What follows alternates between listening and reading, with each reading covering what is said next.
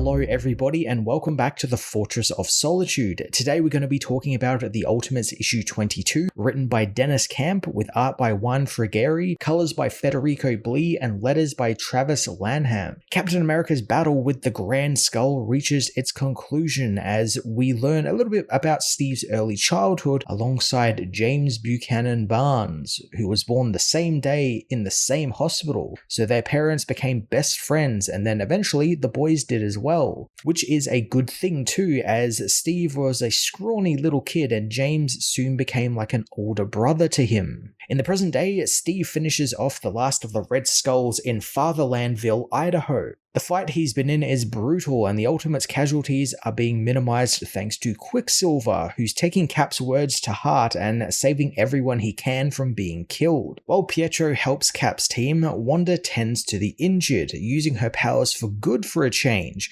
which surprises her since Wanda was always told that she can only make bad things happen. It's great seeing Wanda and Pietro again and helping out Cap on the battlefield as well. You know, it feels like an Avengers team, like the classic Avengers team. It's stuff I wish we'd gotten more of and a lot sooner. Same with a lot of Cap's backstory. That feels like both of those stories should have been multi-issue arcs. The backstory is kind of the same as the 616 counterpart. The changes come a little later on, of course. But like everything else in the last couple of issues, we're just racing through all of this really good character stuff before the book comes to an end in a couple of issues. Leaving Wanda, Cap gets a lay of the land from Vision, finding that the Ultimates are laying siege to the Grand Skull's fortress, where the Grand Skull and his forces are hiding out after losing their support from Hand, who are taken down by the anti-war machines. Cap surveys the giant Red Skull-adorned fortress and finds despite losing support, the Red Skulls are outfitted with advanced weaponry,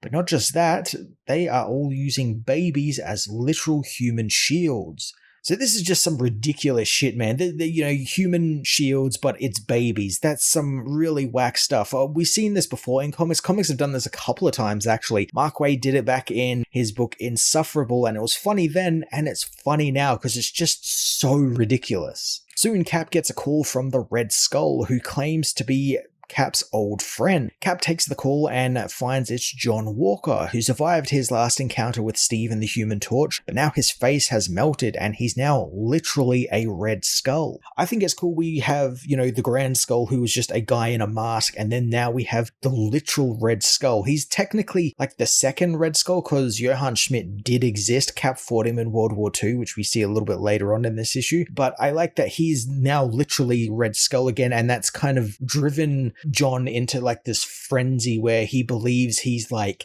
Johann Schmidt, Frank Castle, George Washington, Jesus Christ, all of these, people are in him. He's basically reborn as all of them, and he sees himself as like the second coming of Christ, and he's the real Red Skull, and the Grand Skull is just a pretender. It's a fantastic little bit for John because that fits nicely in with his character as this guy who's usually seen as, he wants to do right by America, and, he has all of America's interests in mind and will do anything for that country. And this has taken it to like the nth degree, where it's just complete and utter like schizophrenic ramblings, where, he says he believes he's George Washington and all of that sort of stuff. It's just nonsense. But there's like people that believe that sort of stuff, even in real life. And I love that Dennis Camp can like draw on that sort of stuff we've seen in the news recently, just ridiculous shit, and just put it in a comic, and it feels like it's ripped from a comic because it's just so ridiculous. John reveals that he's leading a separate faction of Red Skulls, claiming to be the true heir and second coming of Christ. Interestingly, he offers Steve assistance, saying that he can get them into Grand Skull's fortress, since John believes Grand Skull to be a false prophet. Steve doesn't want to do this, obviously, and accuses Walker of using the Ultimates to settle his own petty power struggle. But Walker insists that it is a genuine offer. He wants to help the Ultimates, and reveals that his followers are inside Fatherland already, and they have fortress schematics and maps for them in order to get them in under Grand Skull's nose. All without making the Ultimates throw more of their forces into the meat grinder, which of course plays to Steve's duty to these people, since he doesn't want to get any of these people killed more than he has to, so he reluctantly accepts the way into Grand Skull's fortress. So I get Steve not wanting to just throw his men to death. I totally understand that, but I don't really see him making a deal with a guy who, just a couple of pages before was literally proclaiming himself to be, the second coming of Christ, the new George Washington, the new Johann Schmidt. That he's basically saying he's literal Hitler and he's the biggest Hitler of them all, and this other guy is not. I cannot see Steve wanting to team with someone like that at all. He would not want to do that. He would rather throw his men at the mercy of the fortress's defenses than deal with another Nazi. You could say his mind is clouded by his feelings for Grand Skull, since he has an inkling that it is Bucky, and we will find out that it is indeed Bucky.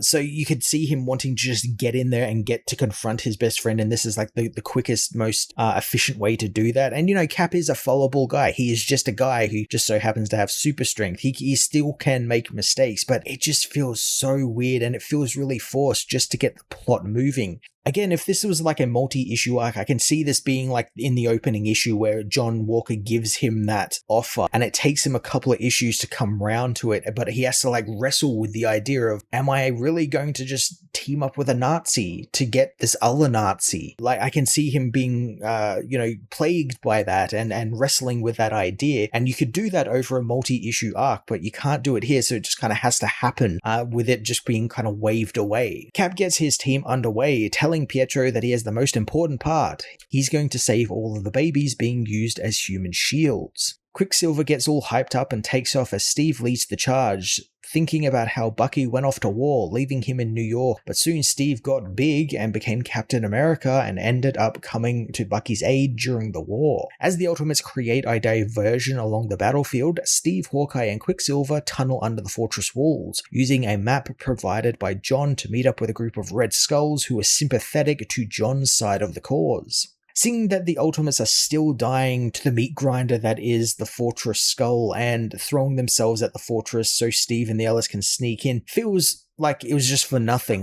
We just had a page where Steve was told that he doesn't want to do that. He doesn't want to do that for his people, yet he's still doing it. And I get they need to create a diversion, but surely there's a better way than just, again, throwing the men into the meat grinder. It makes all of this kind of for nothing. And again, it's that rushed feeling that these books have been having the last couple of issues because we're nearing the end. They just got to kind of get the story out of the door. Steve and the others meet with the Red Skulls, who offer them disguises, but the heroes won't be dressing like Nazis, telling them to run as Quicksilver speeds off, saving all of the babies and leaving the Grand Skull's men vulnerable to an attack from Hawkeye, who kills them all. Steve is left to confront Grand Skull, which brings back memories of him and Bucky teaming up during World War II to fight Hydra and Nazis, killing Nazi scum and Hydra alike. But then Steve disappeared while fighting the original Red Skull on the side of a missile, stopping the missile and Red Skull. Steve battles the Grand Skull, who's got these really cool eye lasers thanks to his skull being a helmet, so he can shoot lasers from his eyes and it just blows up everything. And he's got gadgets like these cool grenades, but they don't really last very long as Steve manages to hit a couple of them back at him and it blows up his mask, and we get kind of the big reveal we all knew was coming, which is the Grand Skull is Bucky Barnes, except he's a lot older. Dennis Camp begins doing something really interesting here, as once Steve disappears from World War II, the flashbacks actually stick with Bucky, and we see how he came back from World War II and tried to reintegrate into society, and it was not smooth sailing. He tries to run for Congress to try and combat some of the stuff he sees, but ends up running into problems when the Maker makes his appearance, which is rather ominous and, absolutely changes the trajectory of everything in his life. Steve meanwhile demands Bucky tell him why he betrayed the American people and everything they both fought for during World War II, but Bucky reveals that the American people took everything they did and tore it apart, and no one cared for the sacrifices they made during the war. Bucky tells Steve that after he was believed to be dead, the Maker came and dismantled most of America's democratic institutions, which he tried to combat in Congress, but it always failed thanks to corrupt politicians. While Bucky tells Steve all of this, he equips his failing body with a mech suit, attacking Steve with his superior firepower, telling him that everything from the church and state to checks and balances was dismantled overnight by the Maker in order to make room for his own world. Steve knows that you just don't give up then, you die trying, and he's going to die trying to stop the Maker, but Bucky hates that Steve is still spewing the same old bullshit. I like Camp exploring this idea of people who try and use the systems in place to make change and how that almost universally never works, since the system is built to fail and falter for these people like Bucky, and it drives him off that edge. It drives him into places he never even would have considered, but his options are running out. And that's the entire point of these systems, to basically limit your options. So it's like, oh, well, I can die, or I can take this and just go with this because it's all that's there, and be indebted financially, physically, mentally, whatever. Cam's written about that sort of stuff a lot through the Ultimates, the failure of the government and the failure of the system that's in place because it's meant to fail. And it's always really great because it rings true so many times, just in real life history as well. The system fails so many people and it leaves them with little to no choice. On top of Bucky's civil liberties being ripped away, he also has his livelihood taken, as car mechanics were no longer needed thanks to auto-repairing car technology being developed. Bucky became even more bitter as he was also diagnosed with terminal liver cancer, which ended up being the last straw for him, and Bucky was forced to turn to Nick Fury, who gifted him with the Infinity Formula, healing him of his cancer, but in return, Bucky had to use the Red Skulls. This is some really compelling stuff, man. There's just all these real world analogies here. I mentioned just before,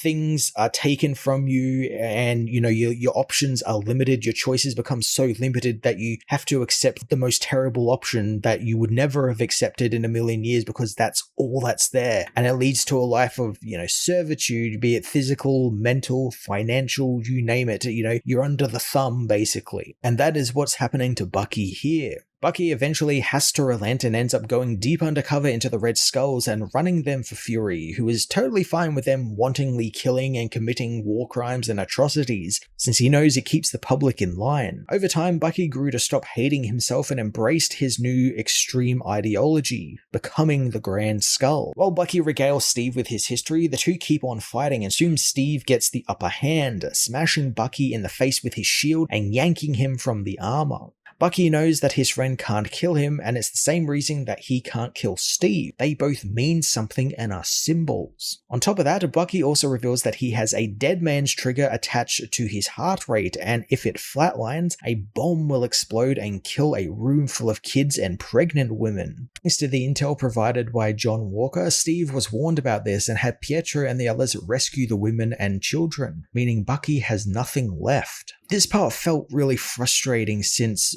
why are you going to introduce a dead man's trigger and then literally one panel after this one, get rid of it, just take it away? Like, you could have had a moment where Steve maybe goes to a dark place and decides killing Bucky is the better option than letting kids survive. Like, it will break the cycle of violence and everything he has done to the world. And Steve sees that, and in just like a moment, he just like does it and like is left with like the guilt of that. Like, again, if this was a multi-issue arc, that could have been like a really interesting story to take Captain America down, like one where he basically had the trolley problem and he ended up doing it and it affected him, and I think there could have been like a really cool story there. But it just, I don't understand why you just introduce something and then just take it away literally in the next panel. It's very frustrating. With no cards left, Bucky gives up and breaks down, trying to justify everything he did as the Grand Skull, and now he is alone and afraid and scared of death, and he has no more options left. Steve understands, wanting to take care of his brother, and with tears in his eyes,